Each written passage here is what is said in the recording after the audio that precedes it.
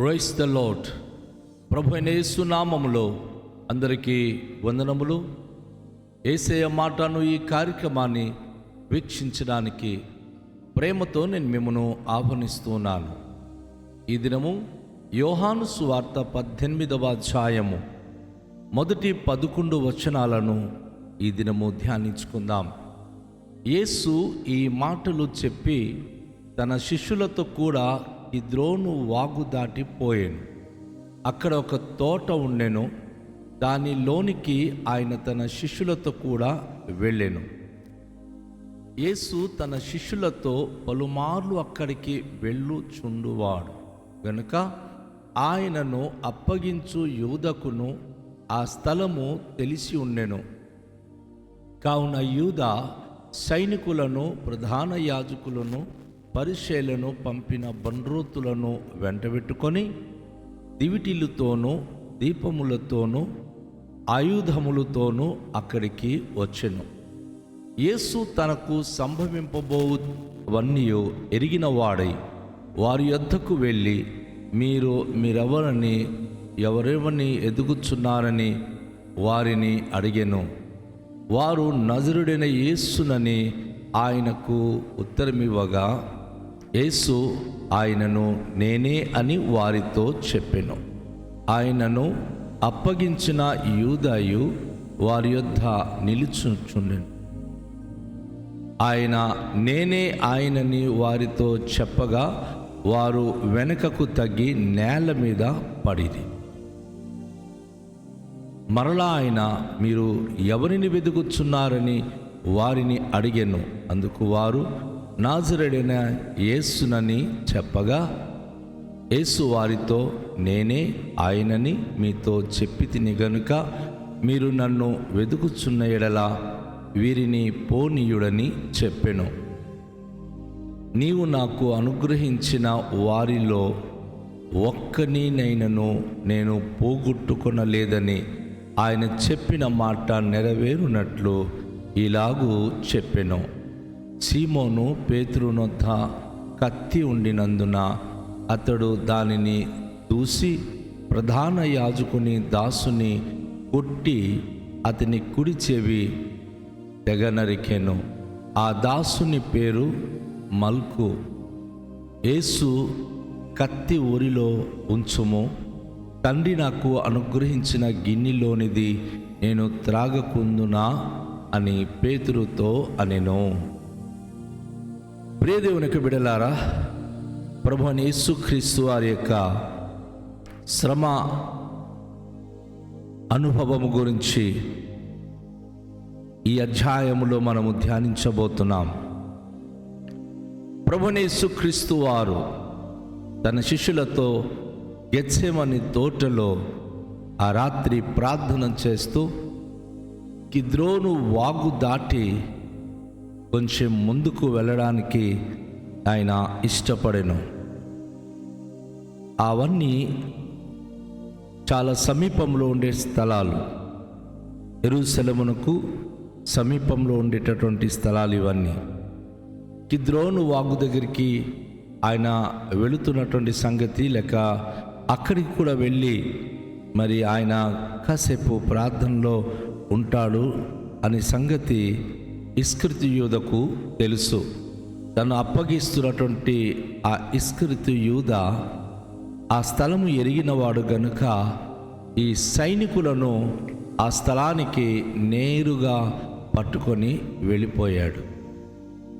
వెళుతున్నటువంటి వారు యేసును బంధించడానికి వెళుతున్నారు కాబట్టి ఇస్కరియోతు యూద సైనికులను, ప్రధాన యాజకుల, పరిసయ్యులు పంపిన బండ్రోతులను వెంటబెట్టుకొని దివిటీలతోనూ దీపముతోనూ ఆయుధములతోనూ అక్కడికి వచ్చెను. రాత్రిపూట కదా.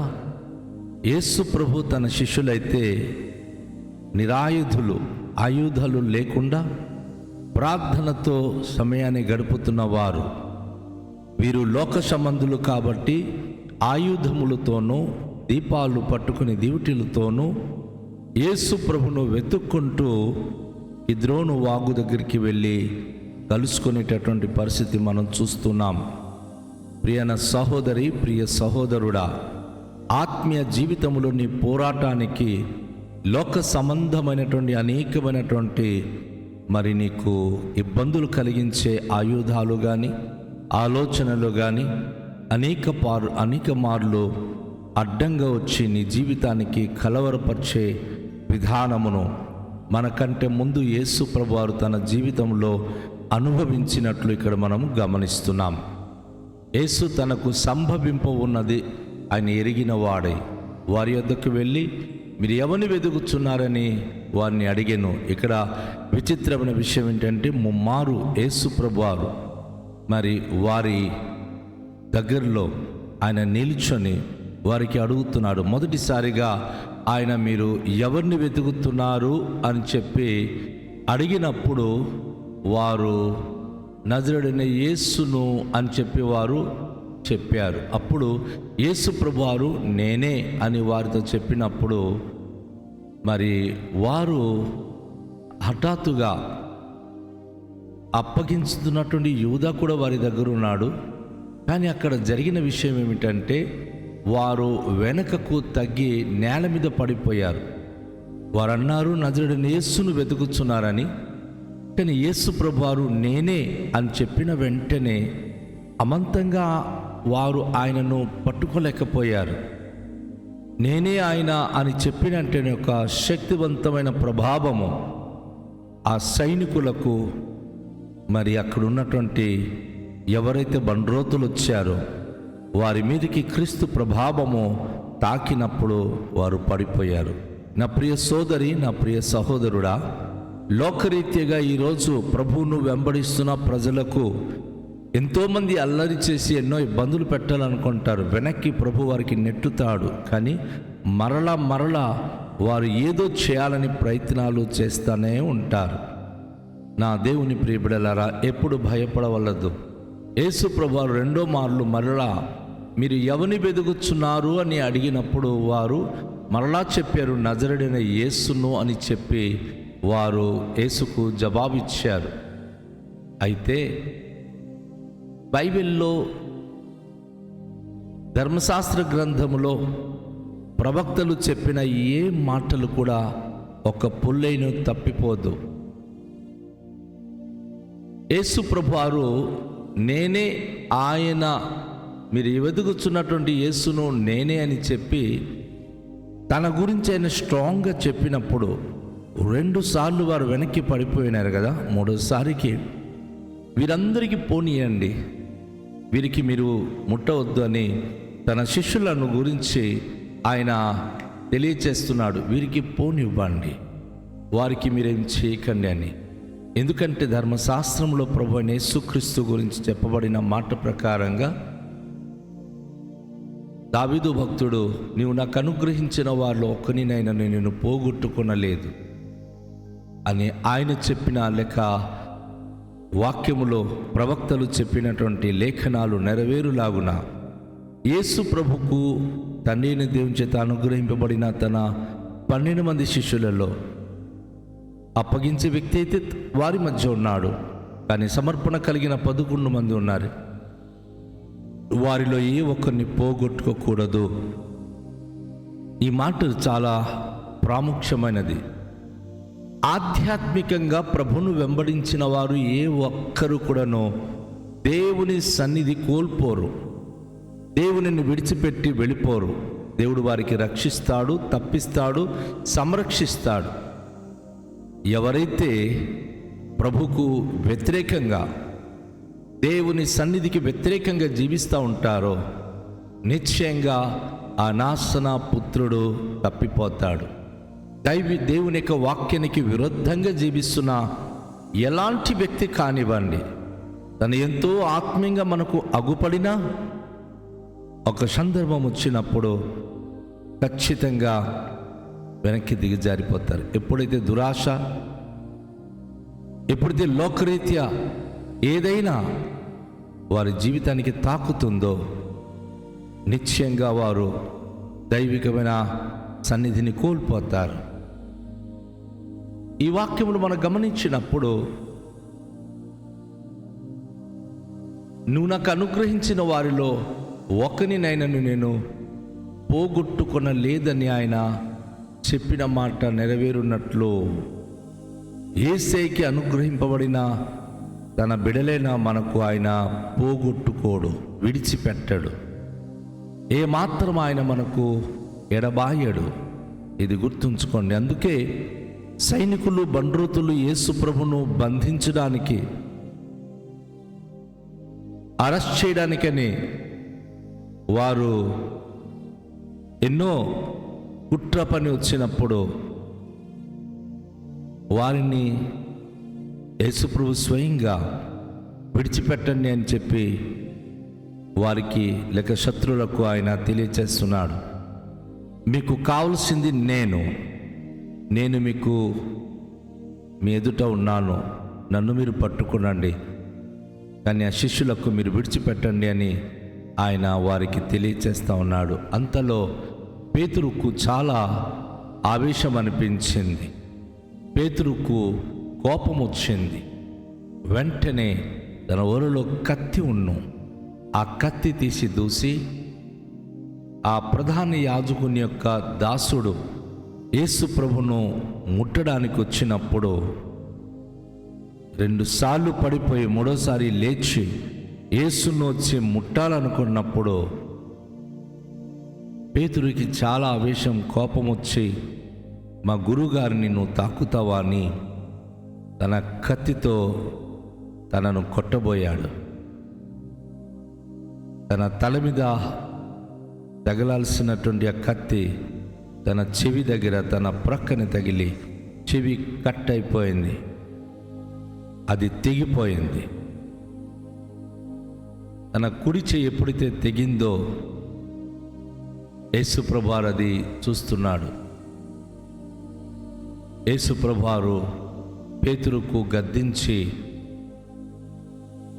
కత్తి ఒరలో ఉంచుము, తండ్రి నాకు అనుగ్రహించిన గిన్నెలోనిది నేను త్రాగుకుందునా అని పేతురుతో అనెను.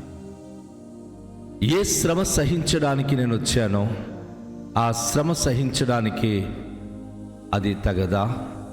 నేను ఆ గిన్నెలోనిది అనగా సిలువ మరణము నేను అనుభవించాలి. నువ్వు అడ్డుకొని వారితో యుద్ధం చేయడం సమంజసము కాదని ప్రభు పేతురును మందలించి ఆ సిలువ శ్రమను ఆయన అనుభవించడానికి తనను తాను సిద్ధపరచుకున్నాడు. వారికి తనను తాను అప్పగించుకున్నాడు. నా ప్రియ సహోదరి సహోదరుడా, ప్రతి క్రైస్తవ విశ్వాసికి ప్రభు చెప్పిన మాట ఏమిటంటే, తను వెంబడింపగోరిన వాడు తనను తాను ఉపేక్షించుకొని తన సిలువను ఎత్తుకొని ఆయనను వెంబడించాలి. యేసు ప్రభును నమ్మి యేసును వెంబడించినప్పుడు కొన్నిసార్లు కొందరి జీవితానికి భయంకరమైన సిలువ మరణము లాంటి భయంకరమైన శ్రమలు ఎదురవుతాయి. భయంకరమైన కష్టాలు ఎదురైనప్పుడు ఆవశ్యకంగా దానిని మనం అనుభవించాలి. దానిని మనం సంతోషంగా స్వీకరించాలి. అప్పుడే దేవుని యొక్క మహోన్నతమైన ఉద్దేశము నెరవేర్చున్న వారమై ఆయనకు మహిమకరంగా జీవించగలుగుతాం. రండి, శ్రమలో తలలుంచుకొని క్రీస్తు నేర్పించిన సమర్పణ, క్రీస్తు నేర్పించిన త్యాగపూరితమైన జీవితము మనమును కలిగి జీవించడానికి సిద్ధపడదాము. దయగల తండ్రి, మీ పరిశుద్ధ నామానికి స్తోత్రాలు. ఈ పరిశుద్ధమైన దినమున మీ పరిశుద్ధ సన్నిధిలో ప్రభువా మీ మాటలు ధ్యానిస్తున్నాం. మా కొరకు సమర్పించుకొని ప్రభువా మీరు ఈ గిన్నెలోని త్రాగుట ప్రభువా అది మీకు సమంజసమని, న్యాయమని ప్రభువా మీరు సిలువ మరణాన్ని మా కొరకు అంగీకరించారు. తండ్రి, ఈ పరిశుద్ధ దినమున మీ పరిశుద్ధమైనటువంటి గిన్నెలోని మీ యొక్క రక్తమును ప్రభువా మీ యొక్క పవిత్రమైనటువంటి శరీరానికి సాదృశ్యమైన రొట్టెను భుజించిన ప్రతి బిడ్డలు మీ యొక్క సమర్పణ, మీ త్యాగము కలిగిన వారే మీ నామమునకే మహిమకరముగా జీవించే భాగ్యవంతులై ఉండే కృప మాకు అనుగ్రహించండి. మీ కృప లేనిదే మేము ఏమి చేయలేము, మీ దయ లేనిదే మేము ఏమి చేయలేము. ఈ దినము ప్రభు నీ మందిరానికి, మీ సంధికి వచ్చి మీ మాటలు వింటున్న ప్రతి బిడలు ప్రభు బల్ల యొద్ద సమీపించే ప్రతి బిడలకు మీ ఆశీర్వాదమును అనుగ్రహించండి. మీలో ఉన్న త్యాగమును, మీలో ఉన్నటువంటి ప్రభువా ఆ ప్రేమను, ప్రభువా ఆ సమర్పణ జీవితము కలిగిన వారే ఉండే కృపనిమ్మని యేసు నామములో ప్రార్థిస్తున్నాము తండ్రి, ఆమేన్.